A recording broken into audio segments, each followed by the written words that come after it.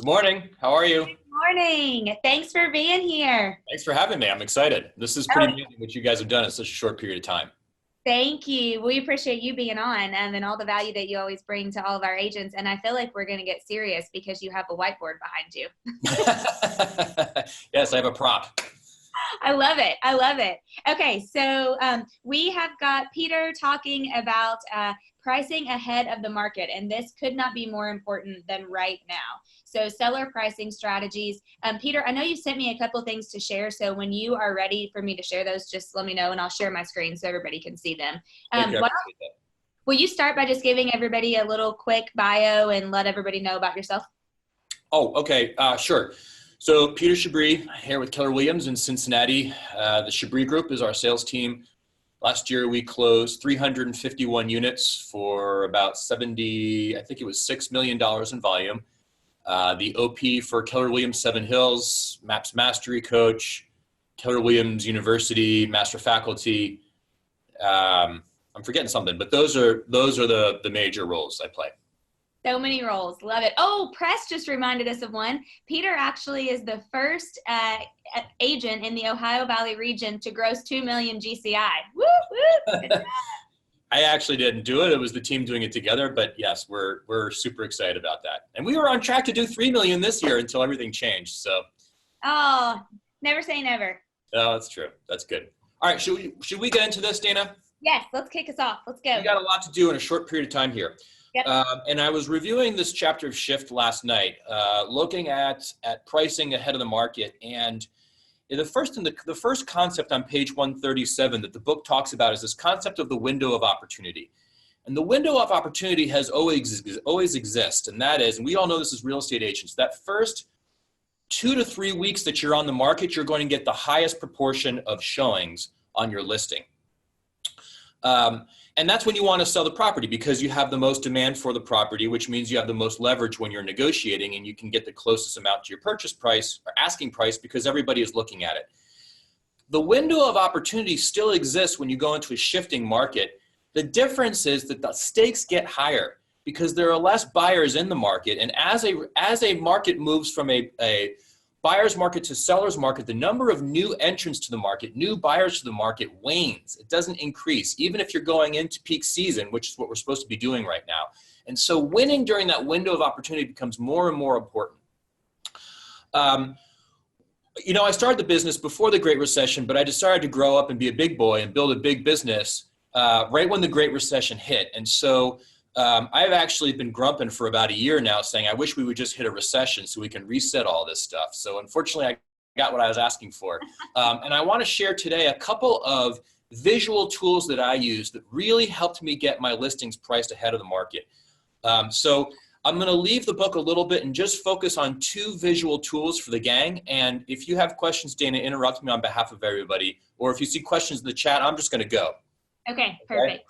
And it will help in the process illustrate why the window of opportunity is so much more important in a shifting market. So generally speaking, this is how I would lead a CMA conversation with my clients, right? I've presented my value proposition, they buy into it, and now now we're going to the pricing strategy.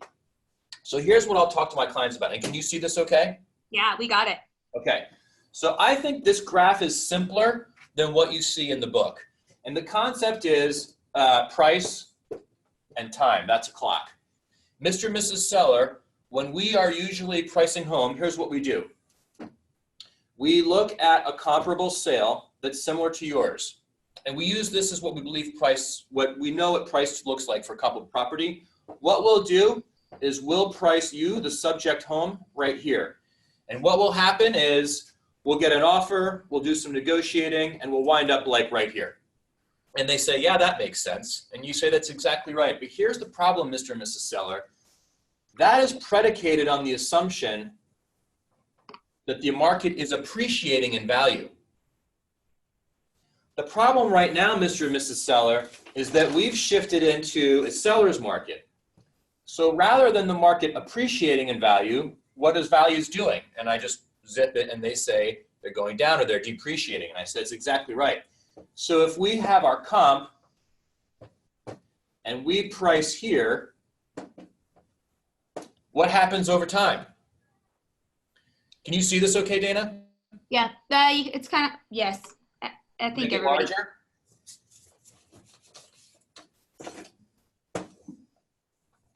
I shouldn't be the one to ask because I'm the person who needs glasses and won't go get them. So, oh yeah, they said they can see it great. Okay. You can see it great. Okay, so here's the comparable sale, Mr. and Mrs. Seller.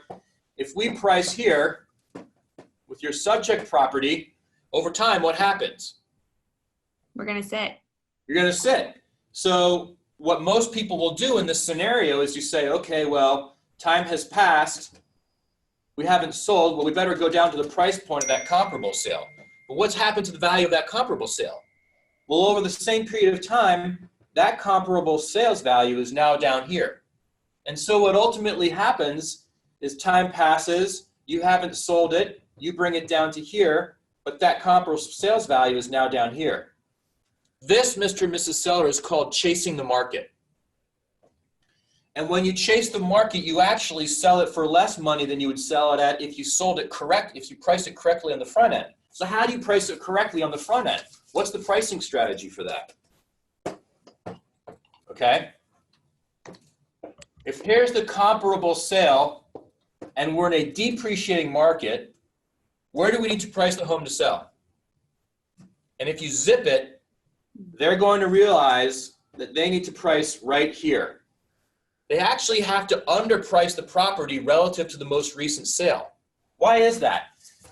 Because if you're in an appreciating market, and this is the comp, the comparable home that just sold in your neighborhood is now the new floor in value.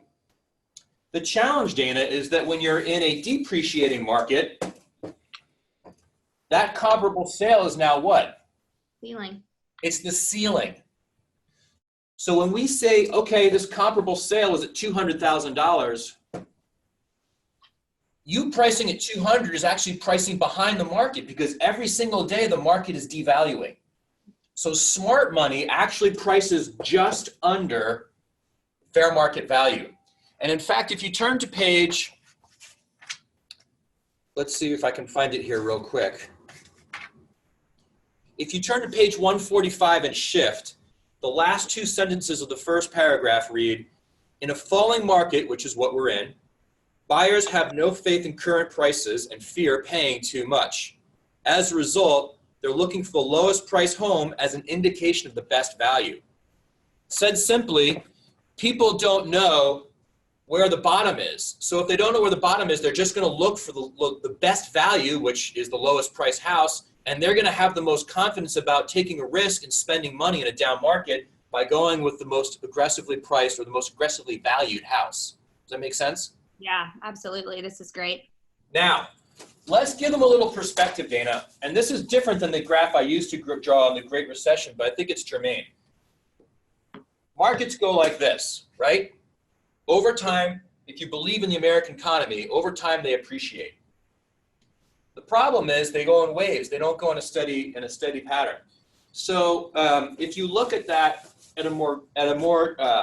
this moment of time that we find ourselves in right now, and this is from Shift also, there's 4 phases, right? There's an appreciating market, there's a peak market, there's a depreciating market, and there's bottomed out market, right? Yep. Okay. So we've been up here in La La Land for the last few years. It sure has been fun. But all of a sudden, everything stopped 2 weeks ago, and we are like right here. Yep. Right? We're about to go off the edge. And I want to just share one point of data, not designed to freak people out, but to empower them when they're talking to sellers about communicating reality. If you look at this chapter, it says the best agents are brutally honest with their clients. Their clients can make informed decisions. Here's what brutally honest means. Here's what it sounds like. Mr. and Mrs. Seller, during the Great Recession, which, by the way, was more difficult on the housing economy than the Great Depression was. During the Great Recession, underemployment, which is a combination of unemployment plus people that can only get part-time jobs or given up looking, underemployment was about 20%. In Ohio, I can't speak for other states, in Ohio right now, we're a little over 9% unemployment. So we're already halfway of the unemployment that we saw during the Great Recession. The difference is this. In a normal recession, job loss, economy contraction, prices kind of goes like this. But we're seeing industries shut down wholesale, right? the travel industry, the entertainment industry, the restaurant industries. And so you're taking entire chunks of people out of the economy. And so what I think is going to happen is we're going to see a much steeper drop in values than we do during a normal recession. So what that means when we talk about the window of opportunity is twofold. Number one is anybody that is thinking about selling their home in 2020 better get on the market right now. There is no kicking the can down the road for 3 months to see what happens with coronavirus. Because if you do that, you're going to be selling it for a price that's going to be most likely, and I don't know because I'm not an economist nor am I a fortune teller, it's going to be at least 10% less than it is right now within the next few months. And Cincinnati appreciates at 3% per year. So Mr. and Mrs. Seller, your options are to sell it now for as much as we can get while we're still in this moment of time where the economy hasn't caught up to reality, or you're punting for at least 3 years before you see this value again. It's your choice. I'm here to educate you. The other reason the window of opportunity is so important is because I believe this is going to happen a lot faster than it did during the Great Recession. And if that's the case, you've got to price ahead of the market, because if you don't pop it in the next 2 weeks, you're going to be doing a really, really brutal series of price reductions to chase the market instead of getting in front of it from at the beginning. Does that make sense, Dana? Yep, that makes perfect sense. And actually, Peter, can I pause you for 1 second and ask you 2 questions? We're getting 2 questions. Do you think that all areas are in a falling market? And then part 2 of that question, do you believe this applies to all price points? Yes and no. So the only area I can speak to is Cincinnati, right? Greater Cincinnati is the only thing I really have a pulse on the market with. We have market segments right now. We sold 2 homes in multiple offers yesterday, 2 days ago, excuse me. And we have homes in some market segments that haven't gotten a showing since they went on a market. Generally what we're seeing is, if you think about the luxury buyer, the luxury buyer's confidence is driven not necessarily by their job, but by their net worth. And a lot of these guys, their net worth is tied up in the stock market. And the stock market has experienced major loss and major volatility. So those people are like deer in the headlights right now. So my conversation with my sellers, my A sellers that are under $300,000 in value, because that's kind of where the line is in Cincinnati between high demand and no demand, we're pushing them as hard as we can to accelerate the time that they were going to get on the market, because they have this window of opportunity, right? For those of us that are luxury sellers, it's a tough conversation. You can price a lot lower now, or you can get punched in the gut later. Yep. And obviously, luxury home buyers have an amazing opportunity. You know, the thing is, Dana, here's the conversation. None of this has to do with price. Whether you sell high, you're going to buy high. If you sell low, you're going to buy low. The actual variable here is interest rates. And smart money is recognizing that these are the lowest interest rates this country has ever seen and probably ever will. The amount of money the government is throwing at our industry to avoid what happened last time during the Great Recession is unprecedented. Smart money recognizes that if they sell low, they're going to buy low and make their money when they sell. And more importantly, they're going to finance it with the cheapest money ever. The smartest people, the cocktail parties 4 years from now, are the people that buy right now. So we actually just got a question. If pricing is dropping, how do we handle people that want to sell and then buy? Yeah, perfect. They need to sell right now while we're still up here. Some time passes, right? You could even do like a 90-day closing or a 60-day closing. Let some of the mess hit the fan and then buy lower. It's a phenomenal time to be doing this. Yeah. Peter, what suggestion would you give to people who may not be able to actually get in front of sellers right now? Like they're mandated to their homes, but they may have people who this is a great time to sell. Well, that's what technology is for. Go get yourself a Zoom account, pay $15, get over it, right? This is the difference in somebody's life and in your finances. Spend the money. Yeah. Okay, Dana, we have like 1 minute left formally. I want to go over 2 more things. Can I keep going? Yeah, you can keep going. We're going to go just a couple minutes after, because I want to be able to share your images that you sent if you choose to. So let's do that, guys. In a shifting market, absorption rates are your friend. We're no longer that interested in sold homes. We're interested in absorption rates and active and pending sales. So Dana, will you pull up the first of the 2 that shows absorption rates? What I did is I picked a neighborhood in Mason, Ohio between $400,000 and $450,000. It's the one, Dana. I'm trying to find it. Hold on 1 second. It's not that one. It's the other one. Here we go. Okay, perfect. I'm going to just put them both up and then. Sure. So on the right-hand one, you can see that that's the absorption rate. And what the absorption rate is saying right here for Mason, $400,000 to $450,000 is in the past 6 months, 40 homes sold. That's that sold category on the right-hand side. That's 6.5 homes per month. Well, if you look at the active inventory in Mason on the left-hand side, it says 13 homes. And by the way, this data is from yesterday. This is real data. So at 6.5 homes selling per month in this market segment, Mason Homes, 4 to 450, with 13 on the market, there's only 2 months worth of inventory, which indicates an amazing seller's market because that's what everybody has experienced over the last 3 months. So if we look at the past, it looks like a rip-roaring seller's market. We can't look at the past anymore. Let's go to the other page, Dana. Okay. This is a different view of the exact same market segment, $400,000 to $450,000 in Mason. It may be too difficult to see, but the top section shows active inventory, and you can see that there's 13 homes available for sale. You'll see, thank you very much, that's perfect, Dana. So 13 homes available for sale. Underneath that is homes under contract pending. There's 13 available under contract as well. So at first blush, we would assume pending volume is going to absorb current volume within a reasonable period of time. But if you look closer in the numbers, the very last sale in this market segment was February 22nd. And that's the day that Ohio announced that they were doing this stay-at-home program. You can scroll up a little bit, Dana. Oh, there we go. Yep. The point here, guys, is that the numbers tell the story for you. There have been no sales since stay-at-home was put into place. So all of a sudden, while the data in the past looks like it's in a rip-roaring seller's market, if you look at the numbers and the actives and the pendings, they're actually going to show you, oh my gosh, we just hit a crazy buyer's market and just nobody can see it yet. This is the kind of data you share with your sellers to demonstrate urgency. Urgency of right now. The window of opportunity becomes more extreme and pronounced when you have this kind of data and you can illustrate it with them in numbers. Okay, helpful? This is awesome, Peter. All right. Awesome. 2 more quick things. Yep. And then Okay. let me get questions too. Yes, keep going.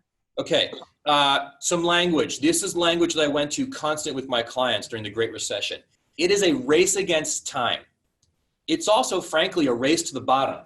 Because whoever sells next, Mr. and Mrs. Seller, becomes the new ceiling on value. So if you're not the next property that sells, you're going to be selling for less than that one. The next one that I loved is in the Shift book, and it basically says, every day you don't get an offer on your home, you're actually the highest bidder. So all you're doing is you're buying your home over and over again every day because nobody else is buying into your value proposition. And then my personal favorite, especially when I was working with drivers, is, hey, do you understand right now at this price point, you're selling your competition's homes? And that usually drove them crazy. And then let me leave you with one more thing, and then if there's time, we'll do questions. Is that cool? Yeah, All right. perfect. During this time, I had the absolute fortune, thanks to Linda McKissick and Sarah Close, for getting me, connecting with me with Tony DeSella, who I think we can all recognize is the single greatest real estate business coach of all time. He and Diana Cook started MAPS, and he has had a profound impact on my life and so many people around me. And during the shift, he shared with me once his 10-point marketing plan to get a home sold during a shift. Can I share that with you now? Yes, because we actually had someone said, how do they apply this to their active listings that have been sitting for a few weeks? So that will help. Okay, are you ready? Does everybody get ready to do your screen grab? Okay. Yep. Here it is, the 10-point marketing plan.